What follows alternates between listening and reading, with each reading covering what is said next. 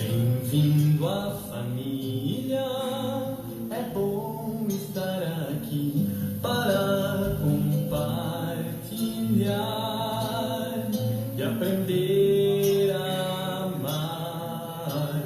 Que sejamos para você o que Deus quer de nós, uma família em que possa confiar. É bom estar aqui E aprender para amar. Que sejamos para você o que Deus quer de nós, uma família em que possa confiar.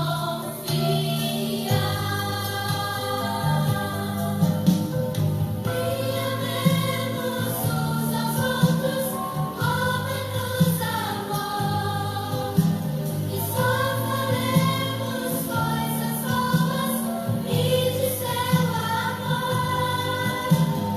E só faremos coisas boas e de seu amor. Que o Santo Espírito nos guie em oração. Então vamos ser da família.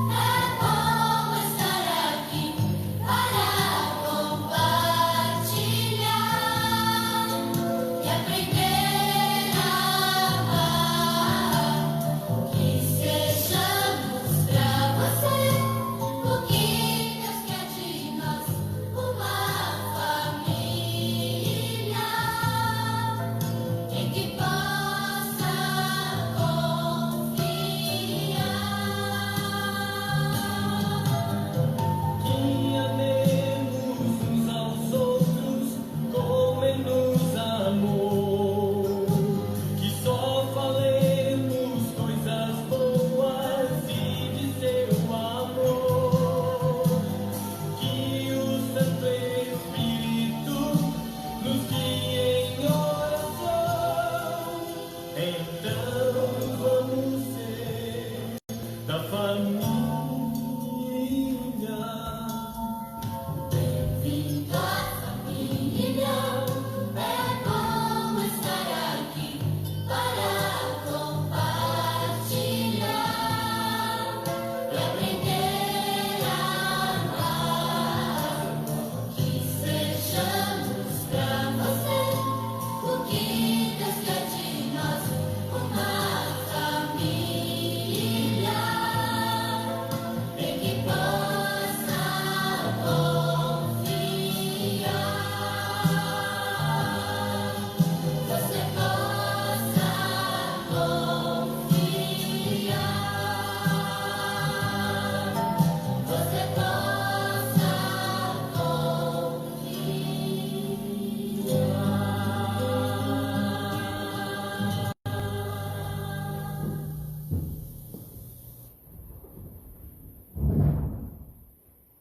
Boa noite a todos, gostaria de saudá-los com a graça e a paz do Senhor Jesus, dizer que é uma alegria muito grande podermos estar mais uma vez compartilhando a palavra de Deus, pedindo e rogando as bênçãos de Deus sobre nossa vida, sobre sua casa, família, para que Deus possa nos guardar e proteger nesses dias e com certeza que esse período passe o mais rápido possível, para que juntos possamos compartilhar a palavra de Deus, viver a comunhão, a fraternidade, o amor, e experimentar a fé em conjunto daquilo que Deus tem feito para nós. Eu tenho certeza que o dia que nos encontrarmos, com certeza será uma alegria muito grande e vamos contar nossas experiências, compartilhar a ação de Deus, a provisão, o cuidado de Deus sobre as nossas vidas, sobre a nossa família. Quero compartilhar um texto da palavra de Deus hoje, abordando especificamente sobre a questão da família e a influência maléfica que o mundo tem causado às famílias. Seja um desafio para os nossos corações, a palavra do Senhor. Quero ler o texto que se encontra em 1 Samuel, capítulo 8. 1 Samuel, capítulo 8, os versículos 1 a 5. Conta a história já no final da vida do profeta Samuel e o pedido do povo para escolher um rei. Diz assim o texto, 1 Samuel 8, de 1 a 5. Tendo Samuel envelhecido, constituiu seus filhos por juízes sobre Israel. O primogênito chamava-se Joel, o segundo Abias, e foram juízes em Berseba. Porém, seus filhos não andaram pelos caminhos dele, antes se inclinaram à avareza e aceitaram subornos e perverteram o direito. Então os anciãos todos de Israel se congregaram e vieram a Samuel a Ramá e lhe disseram: Vê, já estás velho, e teus filhos não andam pelos teus caminhos. Constitui-nos, pois, agora um rei sobre nós, para que nos governe, como o tem todas as nações. Vamos orar a Deus pedindo a bênção e a sabedoria do Senhor neste momento. Pai de amor e de misericórdia, Deus trino e bondoso, derrama sobre nós agora a tua graça, o cuidado do Senhor sobre nós e a instrução do teu Espírito, para que possamos compreender a palavra e sermos de fato família e povo do Senhor, a quem o Senhor tem escolhido e chamado, a quem o Senhor também tem dado responsabilidades, para que possamos viver a palavra, para que possamos pregar o Evangelho, começando dentro da nossa casa. Nos abençoe, ilumine nossos corações e mentes neste momento, em nome de Jesus. Amém. Alguns anos atrás, recebi um pai no meu escritório e ele estava realmente aflito com seu filho. E ele começou a contar os problemas que ele vinha enfrentando com o filho, sem especificar a razão pela qual tudo aquilo vinha acontecendo. Falando da sua rebeldia, falando da desobediência, falando dele estar fora de casa, e ele relatava situações que o filho vinha praticando, mas não falava o problema. Enquanto ele contava, eu refletia comigo, possivelmente alguma desavença familiar, e ele foi colocando de uma forma mais grave. Eu pensei, então deve ser o uso de alguma droga, talvez o álcool, talvez a má influência de um colega de escola, e a coisa começou a agravar na história deste pai, e eu cheguei à minha conclusão dizendo, realmente esse filho deve estar com algum problema de droga muito sério, e o pai não sabe mais o que fazer. E o pai começou a enrolar, a cercar a história, até que com muita dificuldade ele disse assim: meu filho virou homossexual. E aquilo partiu meu coração. Realmente aquilo trouxe uma tristeza muito grande para mim. Imaginei a situação que aquele pai vinha enfrentando com relação a tudo aquilo. Na verdade, o que eu quero colocar com essa história é que nós temos enfrentado hoje situações que eram impensáveis há alguns anos atrás.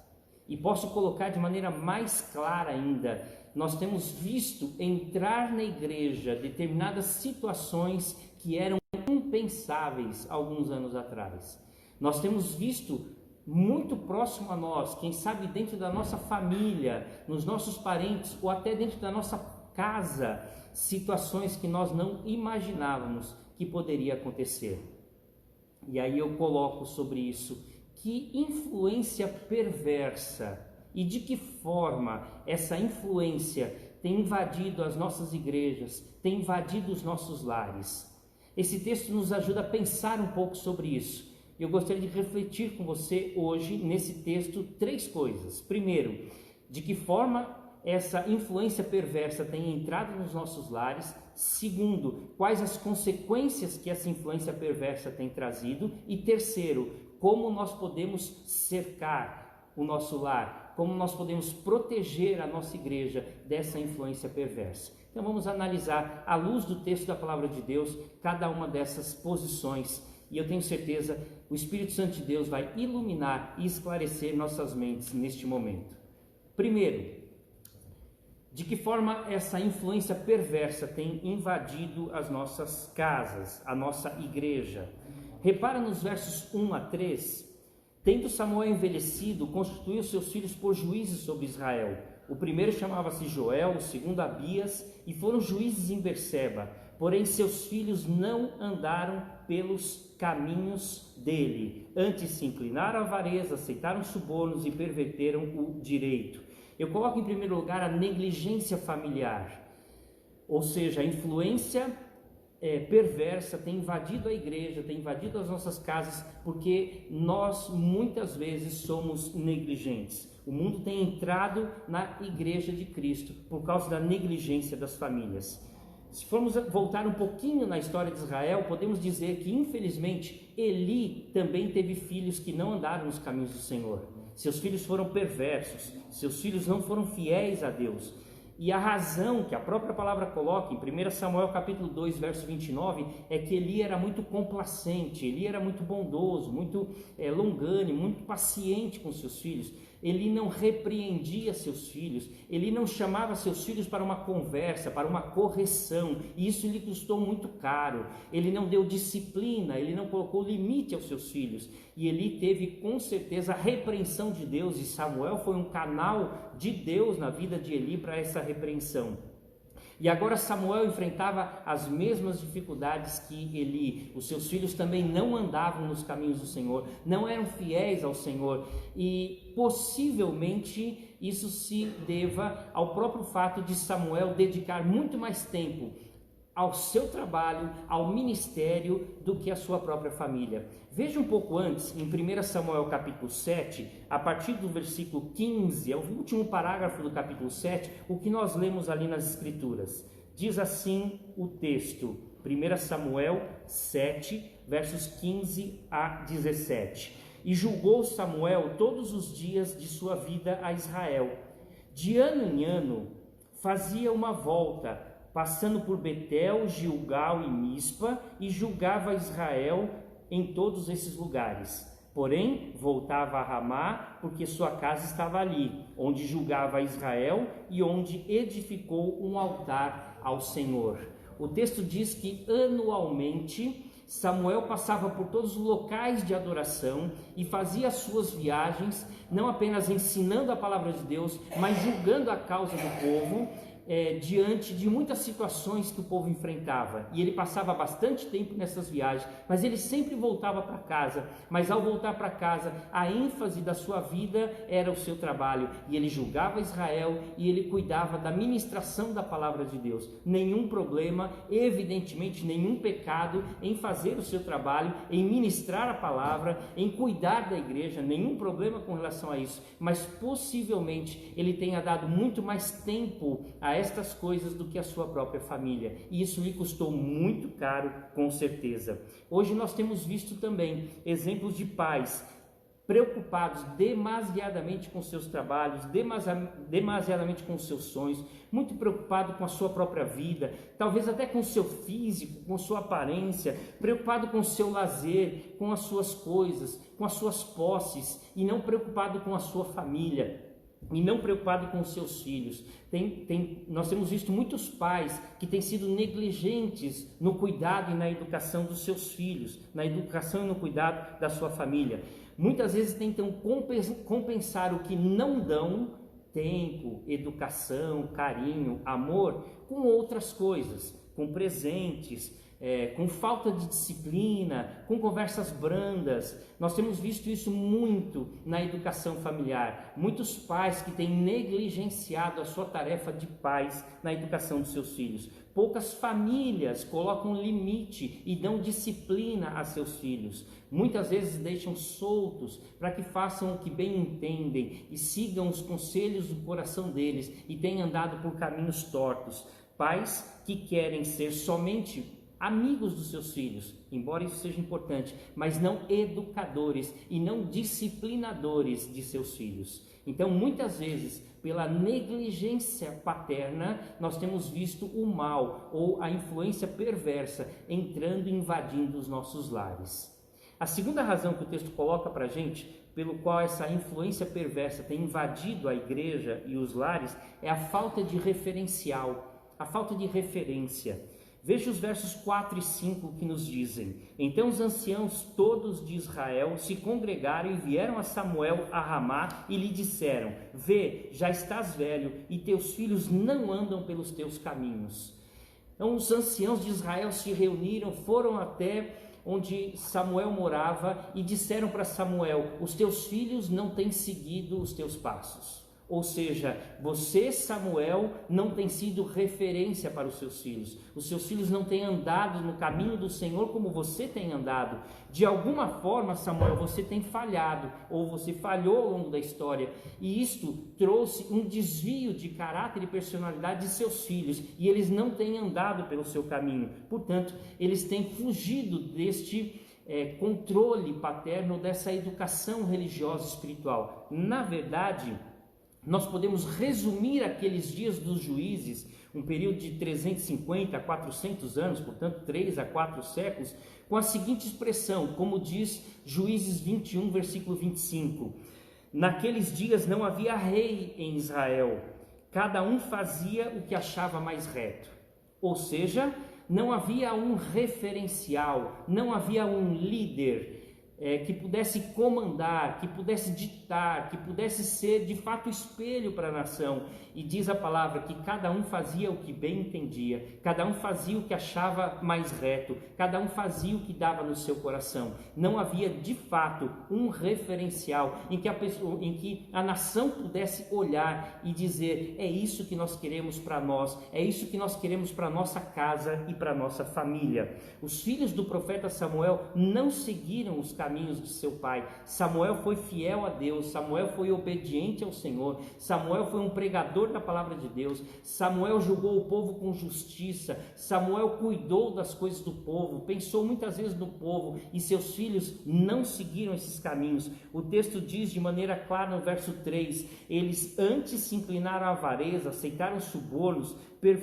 perverteram o juízo, o direito. Portanto, eles não seguiram a referência de seu pai. Os anciãos viram isso, o povo viu isso, e muito possivelmente Samuel também viu isso. Se formos parar um pouco para pensar em nossos dias, eu pergunto: qual seria o nosso referencial hoje? Existe alguém que nós pudéssemos olhar e dizer: gostaria de seguir este modelo? Gostaria de ser como ele ou ser como ela? Vamos pensar um pouco. Algum atleta, algum esportista, como muitos têm como ídolos, será que de fato são referenciais? Será que algum artista se desponta como um referencial para a nossa nação? Será que algum empresário, algum sábio, algum educador, talvez algum líder nacional ou mundial, qual é o nosso referencial hoje? Padecemos realmente de alguém que seja um modelo para que possamos seguir. Alguém que possa levantar uma bandeira e dizer: sigam as minhas palavras, sigam os meus passos e vocês vão se dar bem. Ainda hoje enfrentamos esta falta de referencial.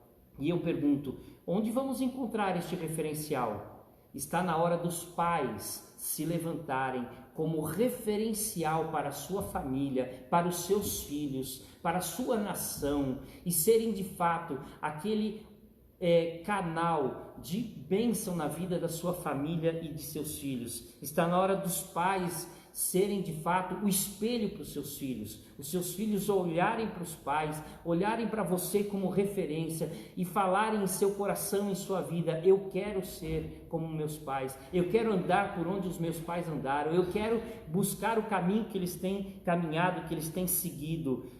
Entenda algo que é fundamental e importante para o nosso dia a dia nesse sentido. Nossos filhos estão aprendendo não apenas com as nossas palavras, mas nossos filhos estão aprendendo com as nossas atitudes. Eu creio até que nossos filhos aprendem muito mais com aquilo que fazemos e somos do que com aquilo que falamos e ensinamos. Portanto, os nossos filhos estão olhando para nós e eles querem copiar este modelo. Portanto, seja referencial para os seus filhos. Quando Paulo escreve para Timóteo, o seu filho na fé, ele fala justamente sobre isso em 1 Timóteo 4, versículo 12. Timóteo, torna-te padrão dos fiéis, torna-te exemplo dos fiéis, torna-te modelo dos fiéis, seja o referencial para aqueles que creem no procedimento, no amor, na fé, na pureza. Ou seja, Timóteo deveria ser um modelo, um referencial para o meio em que ele vivia, para a sociedade que ele vivia, para a igreja que ele frequentava, para a família que ele pertencia. Portanto, está na hora de nos levantarmos como referencial para a nossa geração. Os nossos filhos podem e devem seguir os nossos caminhos, os nossos passos, porque eles vão se dar muito bem, porque nós precisamos também seguir os passos do nosso Senhor. Como disse Paulo, sede meus imitadores, como eu também sou de Cristo Jesus. A terceira situação pela qual a influência perversa tem entrado na nossa igreja, na nossa família, é por causa da irresponsabilidade pessoal. Irresponsabilidade pessoal. Veja o que diz o verso 5. Os anciãos procuraram Samuel e lhe disseram: vê, já estás velho, e teus filhos não andam pelos teus caminhos. Constitui-nos, pois, agora um rei sobre nós, para que nos governe como o tem todas as nações. Em outras palavras, o que os anciãos que procuraram a Samuel disseram a ele foi o seguinte: Samuel, você já está idoso, os teus filhos nós não queremos, e nós também não queremos assumir esta responsabilidade. Ou seja, você não serve, seus filhos não servem e nós não queremos assumir esta responsabilidade. Que triste tragédia é essa para um povo, onde a liderança, os anciãos, os cabeças das tribos, não queriam assumir o seu compromisso de liderar, não queriam se tornar este referencial, não queriam assumir as responsabilidades de governar o povo, de lutar pelo povo, de ir à guerra pelo povo, de defender o povo, de proteger suas casas, suas famílias, a sua nação. Eles disseram a Samuel: nós também não queremos, então escolha alguém que faça isso por nós. Portanto, a irresponsabilidade pessoal de muitos pais, de muitas famílias, tem permitido que a perversidade entre em seus lares. Nós temos a tendência, como esses anciãos, de transferir a responsabilidade. Você quer ver só? Muitos têm transferido a responsabilidade da educação para a escola. Muitos têm transferido a responsabilidade do ensino religioso e espiritual para a igreja. Muitos têm transferido o lazer dos seus filhos para a Netflix. Muitos têm transferido a conversa franca e corretiva dos seus filhos para amigos virtuais que ensinam sabe sei lá o quê. Muitos têm transferido a presença por presentes, têm transferido o tempo por jogos de entretenimento.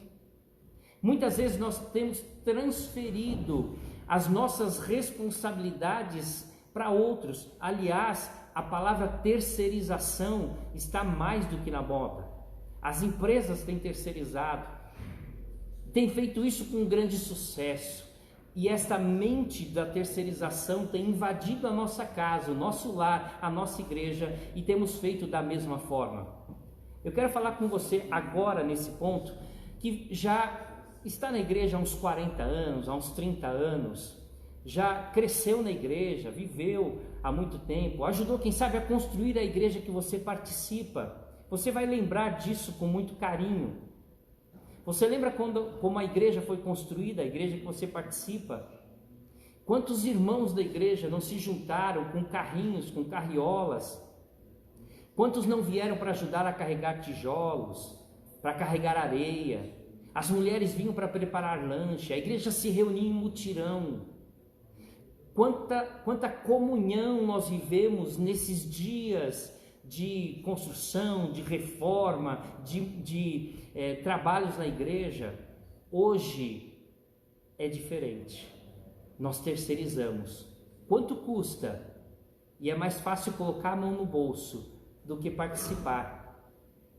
Esta mente da terceirização tem invadido a nossa casa, tem invadido a igreja. E nós temos perdido momentos preciosos de comunhão uns com os outros e de cuidado com a nossa família. Infelizmente, terceirizamos a educação, terceirizamos o ensino espiritual, terceirizamos o entretenimento, terceirizamos conselhos, terceirizamos a correção e a educação dos nossos filhos. E quando nós vamos ver, muito possivelmente, pessoas totalmente estranhas, diferentes do que nós temos como cultura e conhecimento, vivem conosco debaixo do mesmo teto. Infelizmente, essa é uma realidade. Portanto, na verdade, nós não podemos abrir mão da nossa responsabilidade. Se nós quisermos um mundo melhor, uma família melhor, nós precisamos assumir a nossa responsabilidade de pais, de educadores, de filhos responsáveis, de colaboradores, para que a gente tenha uma família e um mundo melhor. Quarto agente dessa interferência perversa, maligna, que tem invadido na igreja e também os nossos lares, é o amor ao mundo, o apego ao mundo, às coisas ruins, ao pecado. Mundo aqui no sinônimo de pecado, de mundo, como Paulo aborda muitas vezes. Veja o que diz o verso 5, texto que nós já lemos. Os anciãos disseram para Samuel: veja, estás velho, teus filhos não andam pelos teus caminhos. Constitui-nos, pois, agora um rei sobre nós, para que nos governe como o tem todas as nações. Na verdade, o que o povo queria aqui era ser como todas as nações. O que eles queriam era copiar os princípios e os padrões do mundo. O verso 20 repete essa mesma história, para que sejamos também como todas as nações. O nosso rei poderá governar-nos e sair adiante de nós e fazer as nossas guerras. Ou seja, o que Israel queria neste momento era fazer com que para que Israel fosse igual a todas as nações. Copiar um modelo, quando na verdade Deus havia chamado Israel para ser diferente. Outra oportunidade vamos falar sobre isso, mas deixa eu abordar essa questão de apego a essas coisas do mundo, deixar que ela influencie a nossa cultura. O que nós vemos é que, infelizmente, nós nos sentimos mais confortáveis quando nós somos como os outros. Nós nos sentimos mais acomodados, mais tranquilos, mais em paz, quando nós copiamos o que os outros fazem. Sabe por quê? Porque ser diferente dói. Ser estranho à maioria causa desaprovação muitas vezes. Agir como a maioria traz alívio. Fazer como os outros fazem é mais confortável. Nós não queremos ser estranhos e diferentes. Por isso, é mais fácil copiar o padrão do mundo. É mais fácil ser como os outros. E a justificativa que muitos dão é essa: todo mundo faz, todo mundo fala, todo mundo assiste, todo mundo vai. E porque todo mundo faz, nós temos que fazer. Então existe um apego a estas coisas do mundo. Nós queremos copiar o modelo do mundo e não é este o princípio de Deus. Deus nos chamou para sermos santos, para sermos diferentes. Exatamente o contrário. O mundo deve olhar para nós e ver em nós a diferença e querer ser como nós, não como pessoas, mas como copiadores de Cristo, como servos de Cristo, como discípulos de Cristo. Portanto, o que reina em nós é Cristo, e isso tem que fazer toda a diferença. A palavra de Deus vai totalmente em direção contrária ao que os anciãos, ao que o povo de Israel estava desejando, que era ser como as demais nações do mundo. Olha o que diz a palavra de Deus em Romanos 12, 2. E não vos conformeis com este século, mas transformai-vos pela renovação da vossa mente, para que experimenteis qual seja a boa, agradável e perfeita vontade de Deus. Ou seja, não copie a forma do mundo, não seja como o mundo, não aceite o padrão do mundo, não queira copiar o que os outros fazem, simplesmente porque é a maioria. Ainda João escreve na sua carta, 1 João capítulo 2, não ameis o mundo e nem as coisas que há no mundo. Se alguém amar o mundo, o amor do Pai não está nele, porque tudo que há no mundo, a concupiscência da carne, a concupiscência dos olhos e a soberba da vida não procede do Pai, mas procede do mundo. Ora, o mundo passa, bem como a sua concupiscência. Aquele que faz a vontade de Deus permanece eternamente. Portanto, não estamos aqui para copiarmos o mundo, nós estamos aqui para fazermos a diferença, não estamos aqui para sermos influenciados pela cultura da sociedade, mas estamos aqui no mundo para influenciarmos a sociedade. Foi para isso que Jesus nos chamou, para sermos sal da terra e para sermos luz do mundo. E, infelizmente, essa interferência maléfica, perversa, tem invadido no sentido de querer nos igualar à sociedade e ao mundo. Portanto, nós podemos dizer que a sociedade tem vencido muitas vezes, o mundo tem vencido muitas vezes, a televisão tem vencido muitas vezes, a internet tem vencido muitas vezes e a palavra de Deus tem sido derrotada. Está na hora de nos levantarmos, de fincarmos o nosso pé na palavra e sermos de fato vitoriosos por Cristo Jesus, não pelas nossas forças, mas pelo poder do Espírito. Bom, essas são as forças, o poder da influência na sociedade, da sociedade, na igreja e na família, e de que forma ela tem entrado. A próxima questão que nós precisamos responder é o que essa influência maléfica, perversa, tem causado na nossa igreja e na família.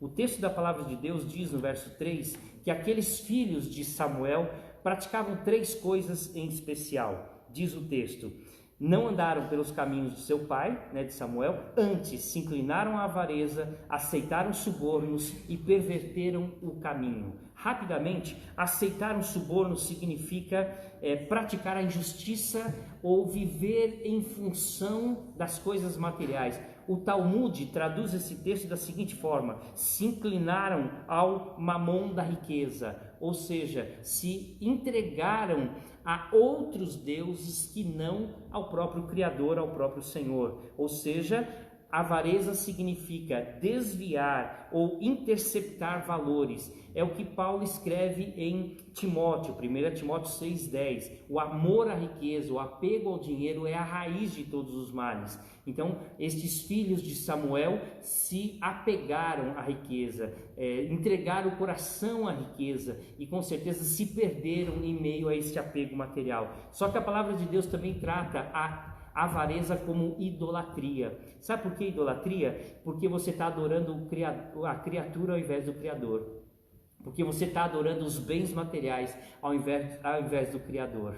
Portanto, a palavra de Deus diz que a influência perversa tem colocado no coração do homem o apego às questões materiais. E é o que nós temos visto vastamente na sociedade. Cada um só pensando em acúmulo de riquezas ou em buscar os bens materiais. A vida para muitos se resume ao aqui e ao agora, e infelizmente tem perdido sua alma, como Jesus disse naquela parábola: louco, esta noite pedirão a tua alma, e tudo isso que você tem juntado, conquistado, guardado no banco, guardado nos silos das fazendas, para que será?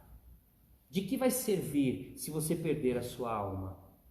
Essa é uma realidade que temos que refletir. Os filhos de Samuel se perderam para a riqueza do mundo. O texto ainda diz que eles aceitaram suborno. Aceitar suborno é a troca da justiça, da verdade e da honestidade por valores e benefícios pessoais. Na verdade, o suborno cega, corrompe, subverte a justiça. Dá uma olhada no que diz a lei de Deus em Êxodo 23, verso 8.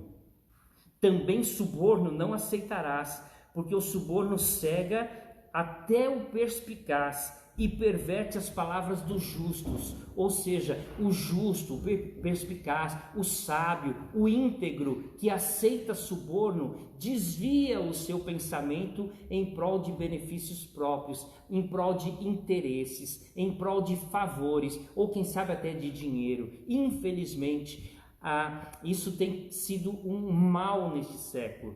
Você tem visto isso em muitas reportagens de pessoas que têm se desviado, porque têm buscado, através desses apetites pessoais ou da busca da satisfação pessoal, de alcançar algo que seja benefício para si próprio, esquecendo dos outros, pervertendo a verdade. Provérbios diz isto: o perverso aceita suborno secretamente para perverter as verdades da justiça. É triste, é lamentável, mas o que aconteceu com os filhos de Samuel ainda tem entrado nas igrejas, nas famílias, na sociedade de uma forma geral. Em terceiro lugar, a consequência desta perversão, o texto diz no final do verso 3, e perverteram o direito. A ideia é: praticaram a injustiça que Deus considera abominação.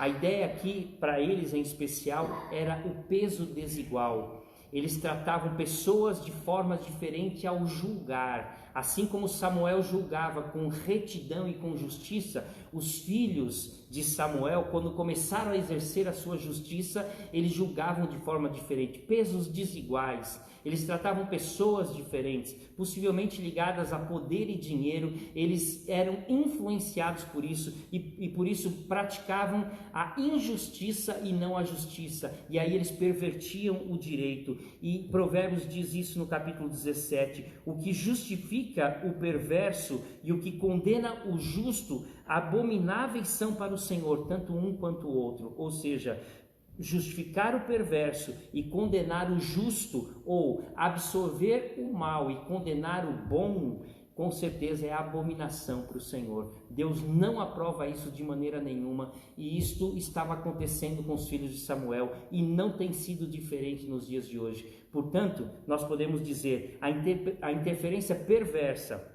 e as más influências que têm entrado na nossa igreja, na nossa família, na sociedade, por meio da negligência familiar, por meio da falta de referencial, por meio da irresponsabilidade pessoal e por meio do apego às questões materiais, tem trazido avareza, desonestidade e injustiça.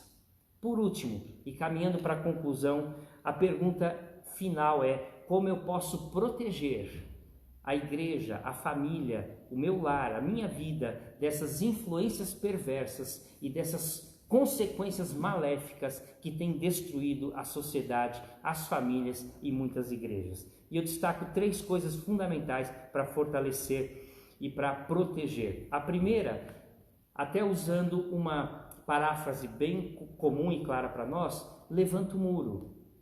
Como é que eu vou proteger a minha casa? Levanta o muro. Ou seja, fortaleça a base. Proteja, cerque a sua família. E como é que nós fazemos isto? Literalmente, pode ser, você pode proteger a sua família de alguma forma, de uma invasão, mas não é literal, a ideia é espiritual. Eu poderia dizer nas palavras de Paulo: vista a armadura de Deus. Em outras palavras, leia a Bíblia e faça oração. Se você quiser proteger seu lar, se você quiser proteger a igreja, se você quiser se proteger dessa influência maléfica, perversa, que tem invadido as nossas vidas e famílias, você tem que começar a ler a palavra de Deus, a fazer oração, porque a palavra de Deus é a verdade que nos liberta, a palavra de Deus é a verdade que nos purifica e santifica, a verdade é a palavra de Deus que nos afasta do mal, a verdade é a palavra de Deus que fortalece o nosso coração contra o pecado, para que a gente não peque contra Deus. A palavra de Deus é a guia verdade para que a gente ande no caminho correto. A oração é a força que nos dá para combater o dia a dia, é a arma que nós temos em nossas mãos para vencer o inimigo, que nos protege, que nos cerca, é o campo invisível de Deus que nos guarda das forças do inimigo. Portanto, ler a Bíblia e fazer oração é levantar o muro espiritual da nossa casa e da nossa família, da nossa igreja, da nossa vida, para que as interferências perversas e malignas não venham a nos acometer. Leia a Bíblia, faça a oração. A oportunidade de estarmos em família agora, todos os dias, nessa época de quarentena, é a oportunidade que você tem de reunir a sua família, de ler a palavra, de orar juntamente com a família, de proteger o nosso lar, de ensinar a verdade aos nossos filhos, para que amanhã os nossos filhos também andem neste caminho da leitura da palavra, da verdade e da oração.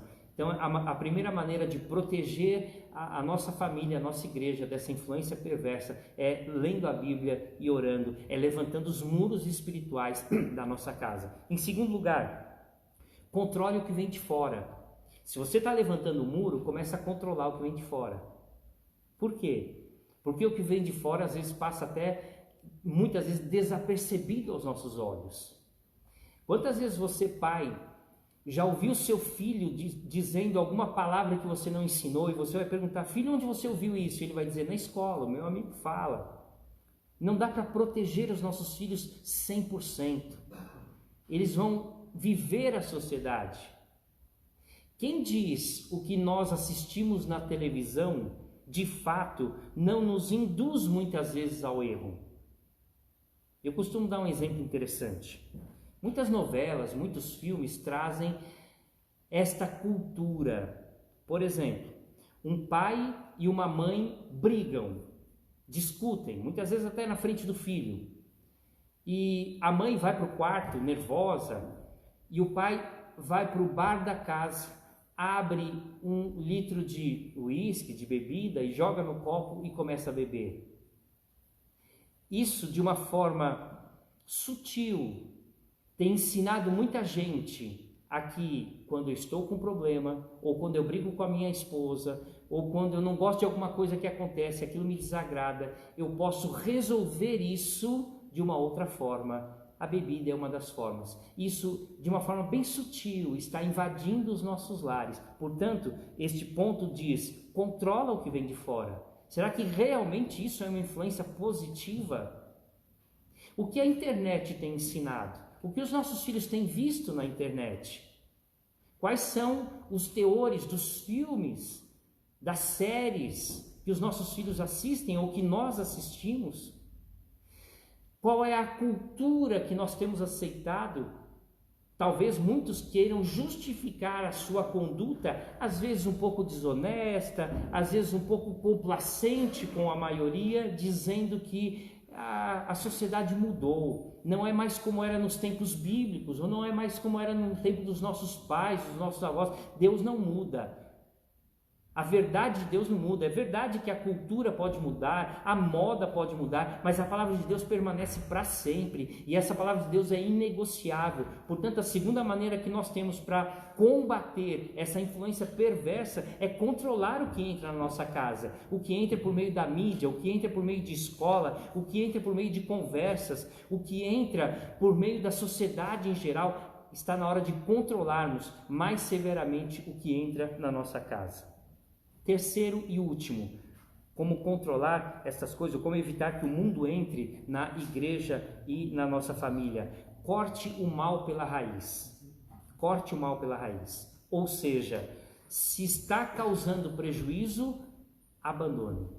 Se está fazendo mal à educação da nossa família ou à convivência pacífica do nosso lar, corte, abandone, deixe para trás. Você sabe muito bem que o pecado não é algo ruim. O pecado é prazeroso. Se pecado fosse ruim, a gente não cometia. Muitas vezes nós gostamos do pecado que praticamos. Nós nos sentimos bem com um novo estilo de vida capitalista, individualista, tendente à imoralidade. Nós aceitamos isso e ficamos confortáveis com tudo isso. Mas tem causado um prejuízo para as famílias, para a sociedade em geral, para a igreja. Portanto, a palavra diz: corta o mal pela raiz. Então nós temos pelo menos 3 maneiras de como proteger o nosso lar desta influência maléfica e pervertida que tem entrado na sociedade, nas famílias e até em determinadas igrejas de forma geral. Primeiro, fortaleça a base, levante um muro por meio da palavra de Deus e da oração. Segundo, controle o que vem de fora. Não aceite tudo simplesmente porque a cultura muda, porque a sociedade é outra. Você tem que começar a controlar estas influências até sutis que têm invadido a sua casa. E terceiro, se está fazendo mal, corte o mal pela raiz. É a melhor maneira de nós controlarmos. Portanto, nós vimos hoje 3 coisas fundamentais que o texto coloca para a gente. Como o mundo tem entrado na nossa casa, na igreja.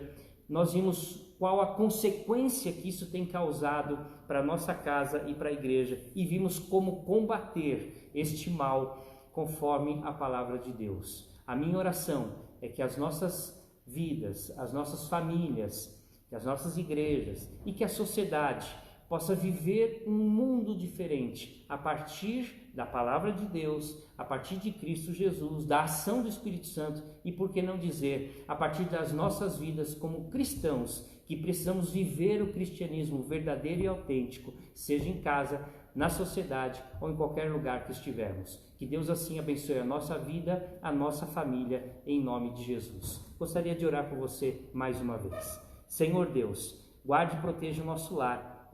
Senhor Deus, traga paz e segurança à nossa casa. E não digo apenas no sentido físico, mas sobretudo no sentido emocional, espiritual. Que haja paz, que haja segurança, que o Senhor possa nos abençoar, colocar em nós verdadeiros educadores no nosso lar, que nós possamos, ó Deus, sermos exemplo às nossas famílias e assim, Pai, em Cristo Jesus possamos viver uma sociedade melhor, a começar na nossa casa. Nos ajude, que o exemplo de Samuel com os seus filhos possa ser instrutivo para nós, mesmo que seja um exemplo negativo na Bíblia, mas que seja para nós, ó Deus, um aprendizado profundo, para que na nossa casa possa de fato imperar e reinar o que Josué anunciou a todo o povo naquela época: eu e a minha casa serviremos ao Senhor. Seja esta a verdade para todos nós, em nome de Cristo Jesus. Amém. Deus abençoe sua vida e família, em nome de Jesus. Muito obrigado.